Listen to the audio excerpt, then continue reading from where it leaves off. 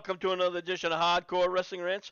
I am your hardcore host, Rick Head, and of course, I'm joined by the hardcore crew. But before we get going, I want to pitch it over to the incomparable Lance Moss over at Lance Moss TV. Lance? Well, yesterday, on my side of the guitar community and everything, we lost a very just a great guy, China guitar skeptic, and he passed away, as a lot of people know, of Lou Gehrig's disease, and just want to shout out to all his friends and family. Yeah, absolutely. It's a really sad story, and I'm sorry to hear about that. And best wishes go out to his friends and, of course, his family. Last night we even did a whole Lance Moss TV and Friends coffee time was done in memory of him. That's very cool. And then, of course, we have the Vicious Vixen, Zoe Nightshade. Zoe, how are you doing, hon? Doing good, and I just want to say TSW does have a show coming up on May the 6th at Lily School Road at the football field of the Restoration Ministries. Gates open at 4, showtime is at 5. Bring your own chair. All right, so let's get into it.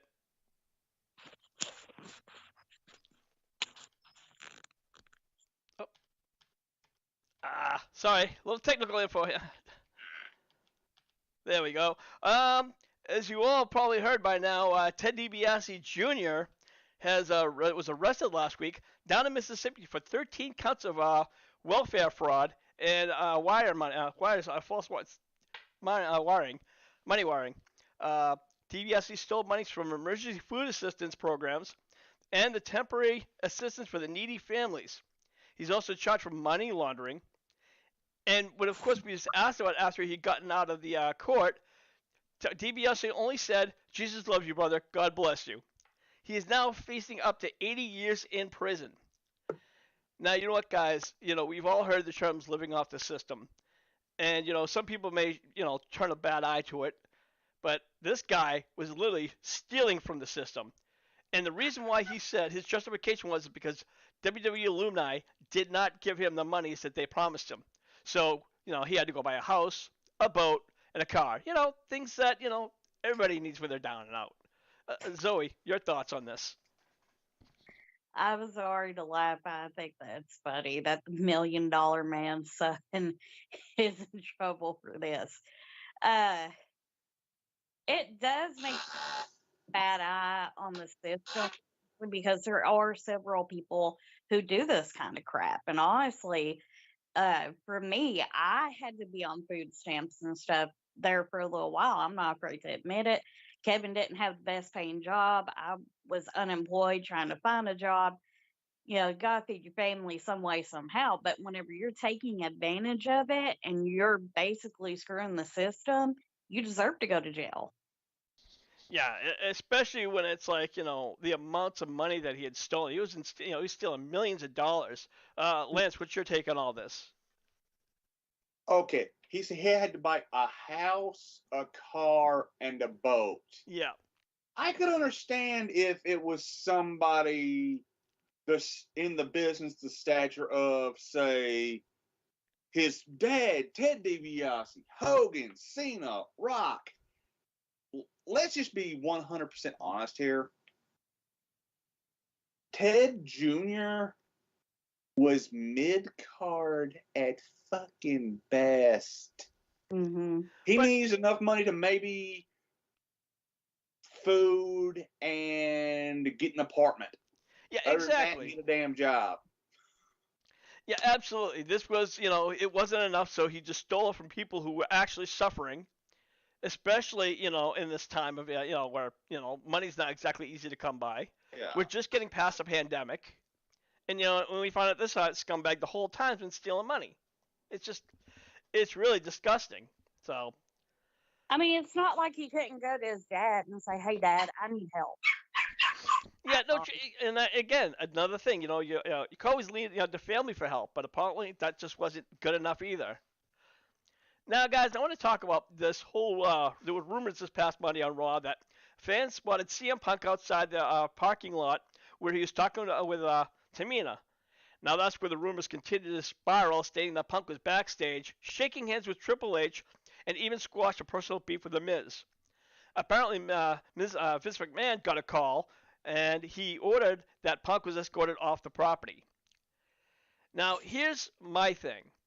The person who took the video, I saw the video, and I did not see at all if it was CM Punk or not. And if I'm in a parking lot and I see a CM Punk, who could be CM Punk, I would keep on recording that audio, the video, the whole time. I would not for 20 seconds. I'd wait until the guy's gone or got in a parking lot or whatever.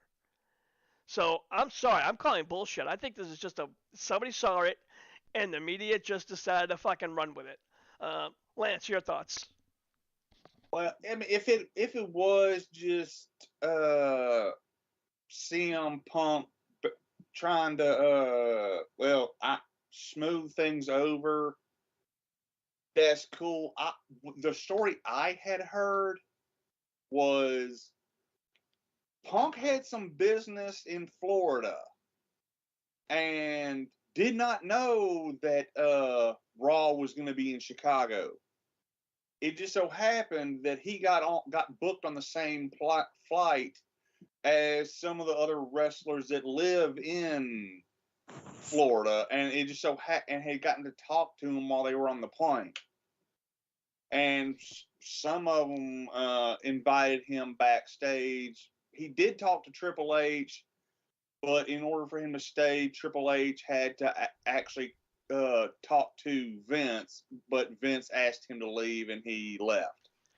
Yeah, like I said, that was the story pretty much I heard in a nutshell, and I just I don't know. For Punk to openly walk into the WWE and shake Triple H's hand. Now keep in mind, according to Punk, Triple H was the one who called and fired him on his wedding day when he married AJ Lee. And he had nothing nice to say about Triple H when he did that podcast, when he was out with Colt Cabana a few years ago. Zoe, help me out here. What's your thoughts? I mean, I saw the video too, and it was so far away that you can't really tell if that was CM Punk or not. And the thing is, CM Punk used to work for the company. I'm sure that he still has friends that wrestle for WWE. They're in his hometown. Of course, he's going to stop by and say hi. Now, would they have let him backstage after the way he badmouthed the company and everything? No, they probably wouldn't. I doubt Triple H is like, oh, hey, come back here. Yeah, well, I mean, nevertheless, people will believe what they're gonna believe, but I honestly think it's all nonsense. But you know what? We're gonna move along. This past Monday on Raw, Triple H introduced a new World Championship, which looks very similar to the legendary Big Gold Belt that WWE retired back in 2014. Roman Reigns will still be the undisputed Universal Champion. So basically, the WWE had to make another title so other wrestlers can win without Roman Reigns losing this huge streak. They wanted to get to 1,000 wins. A new WWE World Championship will be crowned at the Night of Champions, which means I'm guessing, guys, during from now to here, whatever, they're gonna have some kind of a tournament. Yeah. Liz, what's your pick on this new title? Well, one good thing it has above the other quote world titles, it actually looks like a damn wrestling title and not some damn toy. I'm sorry, but the ones Roman holds right now looks like two damn toys. Now, I guess they'll start the whole tournament or battle royal series or what the hell ever they're going to do to decide who's going against who at the Saudi Arabia shows to decide it. But honestly, it depends on what happens this coming Friday and next Monday, because that's when the draft's going to happen. But thank God we got a belt that looks like a damn belt. Well, you know what? It's an improvement, but I still think it's a bit flawed. Yeah. I just think the silver reflection is way too much. I think they should have made it a little bit more solid. Zoe, what's your thoughts? I think it is a better looking belt than they've had in a long time. I don't like the silver on it. I would have kept it all gold. Kind of give you that nostalgic feel to it. Um, and honestly, this needed done a long time ago because Roman, he only defends on pay per views.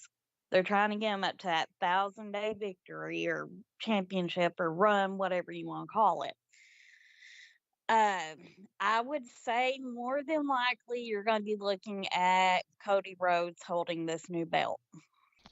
I'm not sure about that. I mean, a lot of people obviously are picking Cody Rhodes because right now Cody Rhodes is a fan favorite, but there are a lot of other wrestlers in line who, have been wanting to get a championship, but unfortunately Roman Reigns has kind of like monopolized the championship. Lance, what do you think? Do you think that's a possibility? Well, yeah, because he's pretty much, if he gets drafted to where Roman ain't. Mm-hmm. Lance, can you take over? I Yeah. feared, I feared it could possibly be Cody Rhodes or Seth Rollins or maybe even Drew McIntyre. So help me God, if they put on Bad Bunny, I quit watching wrestling. I will the ring for the rest of my life. Okay, what about this, Zoe? Logan Paul. I quit. I quit. I quit. I quit. I will stop and I will cry and I will have a 2-year-old tantrum. So a normal Monday? Huh? So a normal Monday? So normal Monday. With our luck, they might put on Rousey. Just saying. That's possibly, yeah. Rousey's gonna end up going for every belt in the WWE. That or, God forbid, Brock. Oh God. Hi guys, I'm sorry about that. I got a phone call and Right, had to jump off real quick. right on. So we're gonna move on to the next topic. Um, with CM Punk returning to AEW and AEW debuting a new show, Collision, this June, more rumors are starting to stir. One report claims that AEW have a draft where certain wrestlers will stay on Collision, and one wrestler, of course, in particular, CM Punk. The rumors suggesting that Collision will have a roster that the CM Punk will get along with. Now, I think these are still rumors. I don't buy this draft. You know, it's still up in the air, and we still have until June 17th before Collision even opens. But the only one thing that is known or confirmed at this point is that Punk will debut the premiere of Collision. Uh, Zoe, let me ask you this: what do you think about the Collision and AEW like doing a brand split? I don't like the brand split personally. I just really don't. I don't like the Raw and SmackDown brand split. I just don't like it. And that's just me. Other people are entitled to their opinion. But now, did you say that on Collision it would have more of a roster that CM Punk would get along with? Yes, this is supposed to be a CM Punk friendly show. I guess what you would call it. That is going to be the smallest roster known to man. Yeah, I think the honest thing he has to do is he's got to sit down and really just kind of like get along with all the other wrestlers and kind of talk with them, including Chris Jericho. We know about the Young Bucks, we know about Kenny Omega, and of course Hangman Page. But Chris Jericho also stirred some waves up. So all these guys gonna have to sit down in a room and be professionals and just kind of squash this thing.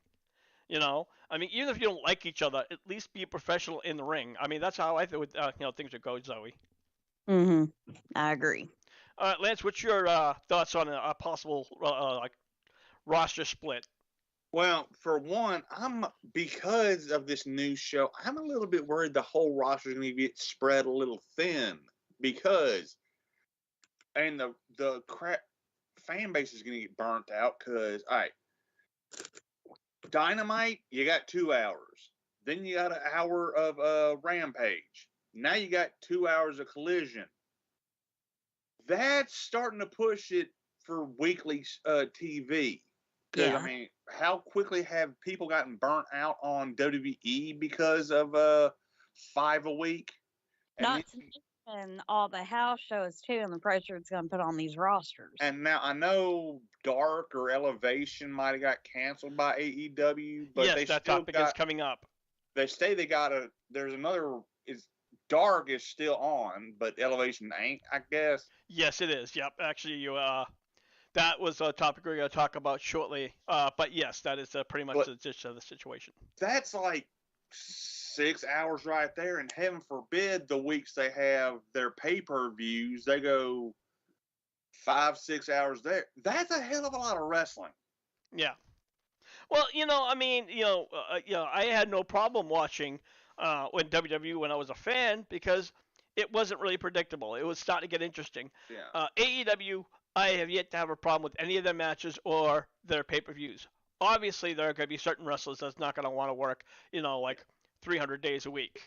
So, they're going to split that up, and it's referring to house shows, and I'm sure there will be some who will work on Dynamite and not on Collision. Yeah. There are wrestlers that are not getting enough airtime or TV time, so I think Collision is a better opportunity. At least that's just the way I see it. Like Abaddon. Exactly. Mhm. And with Elevation being closed down, it's all the more reason why Collision would be more open doors for those people who are just not getting that airtime. We're gonna move along, and this is a funny fucking story. Raka Khan is suing Jim Cornette, Mick Foley, the state of Texas, the FBI, the New York by Police Station, Chris Benoit, that is not a joke, folks, and countless other names and companies for the conspiracy to kidnap her and her children. She is seeking over $3 billion in damages. The suit alleged that there was a conspiracy against her in regard to her criminal court that she has been facing since 2019 of interference with the child custody and aggravated kidnapping. Now, in short, she attacked her ex-husband who had custody of their infant daughter, who was 4 years old at the time. But now, Raka Khan stated she's now blaming everybody in the world. Anybody who has a pulse, it's your fault. I'm surprised I haven't gotten subpoenaed yet, Lance.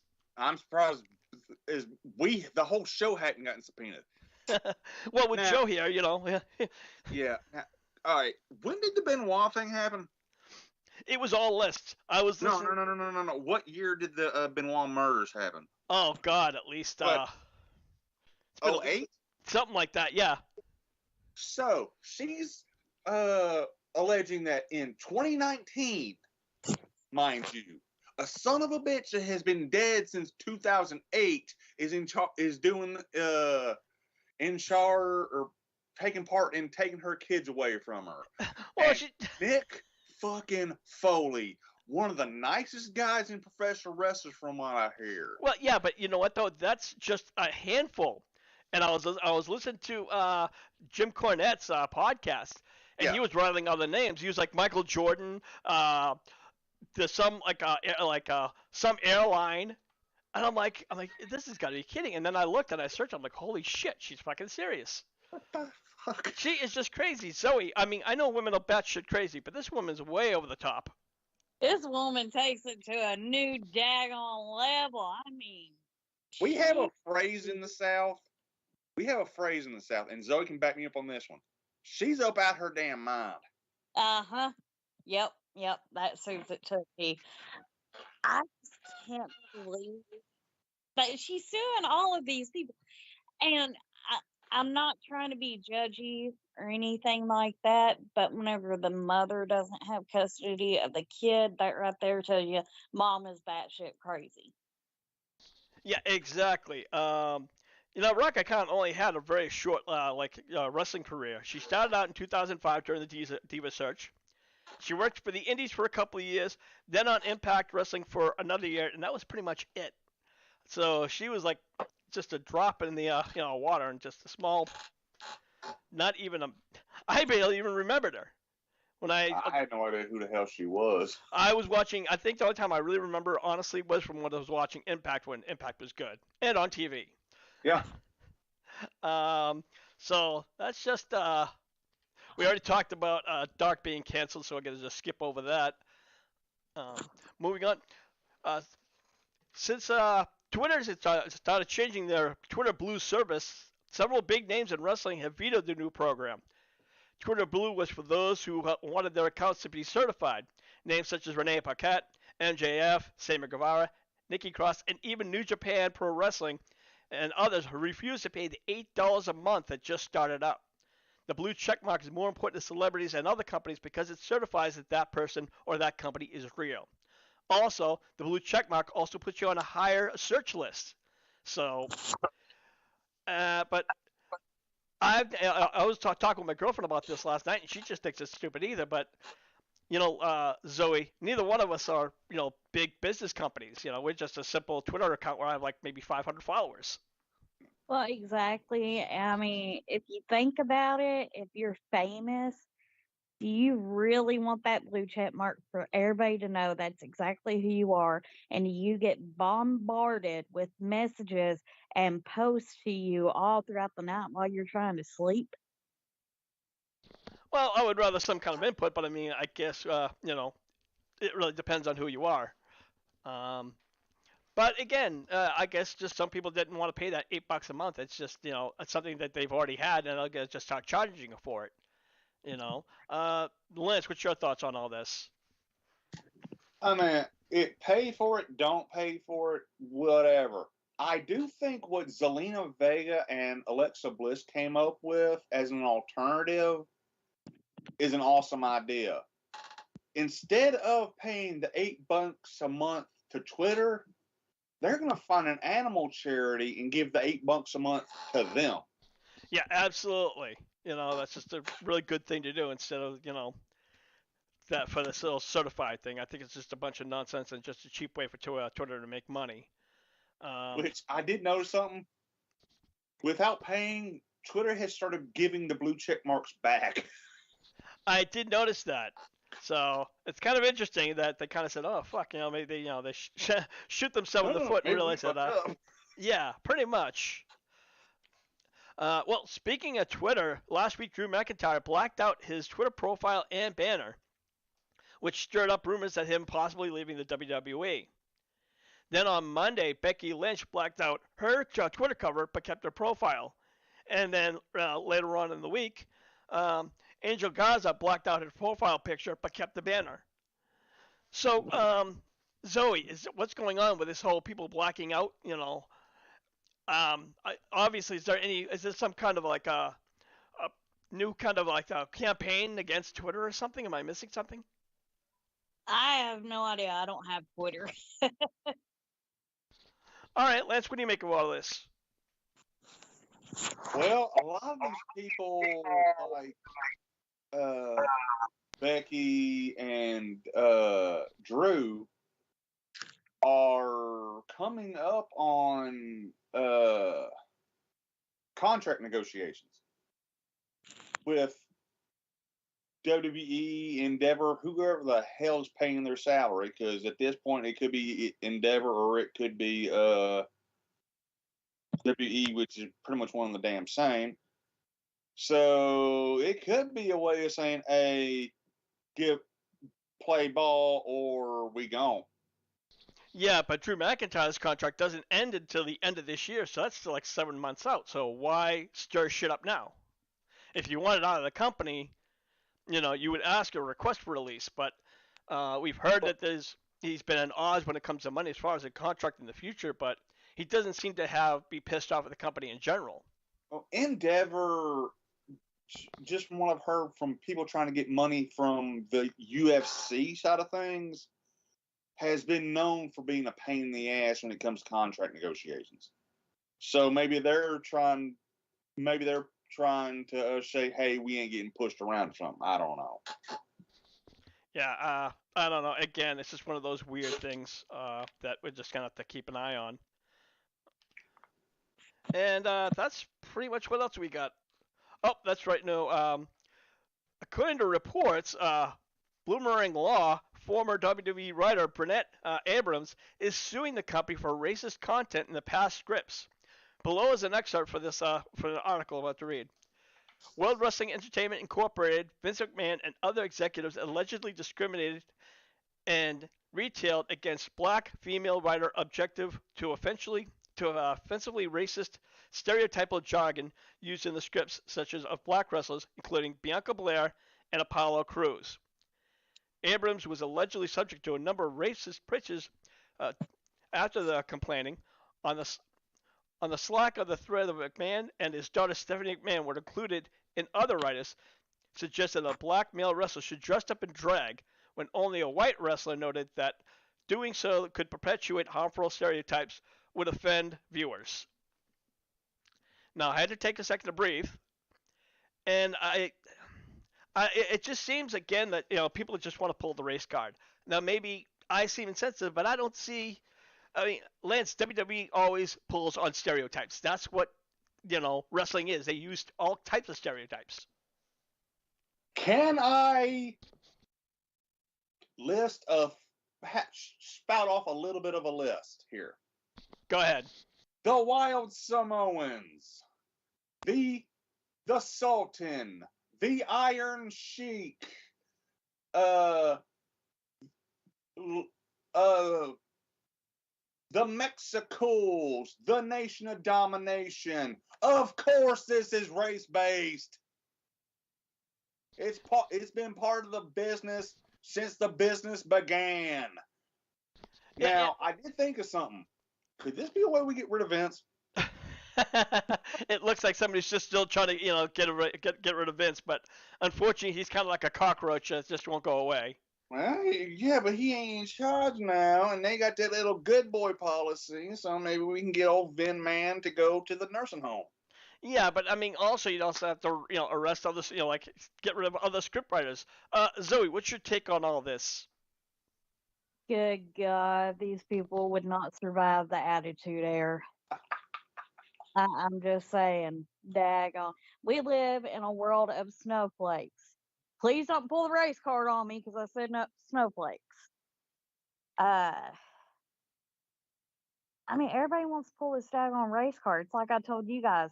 Next time somebody asks me, do I want white chocolate or do I want dark chocolate? I'm going to say, I'm offended, you racist. And again, yeah, it's, but in this climate, this day and age, that's how sensitive, hypersensitive social media and just the public is. You cannot even, if you make a sly hand or even an off comment, even on like social media, forget it, you're blocked for 30 days. Mm-hmm. And it's just, I think it's, don't get me wrong, I believe that those who are racist, and do should absolutely be arrested. And I'm not just talking about just speaking their mind, I'm talking about those who do hate crimes. I'm absolutely against hate crimes. Yeah. But I bet the people complaining sit and watch South Park all day long too. Yeah, exactly. I mean, you watch Saturday Night Live. It's a comedy show. They're gonna do skits that's politically incorrect, but it's still hilarious. It's comedy. It's fiction. It's get a life, take a breath, and have peace. I just don't get it. So we're gonna wrap up this real short version of Hardcore Wrestling Rants. Lord Skelton Joseph Knight was not with us tonight. Unfortunately, he was had other errands to do. You can reach him over at SkeltonRealms.com, where he plays latest games of yesterday and today on arcade and also consoles. I want to give a quick shout out to our good friends, Mr. and Mrs. BC Games and More. You can find them over on Facebook, and they do a lot of game trivia, play a lot of retro games, give out gifts, do trivia, and much, much more. Again, BC Games and More on Facebook. Lance, you're over at Lance Must TV. Tell everybody about it.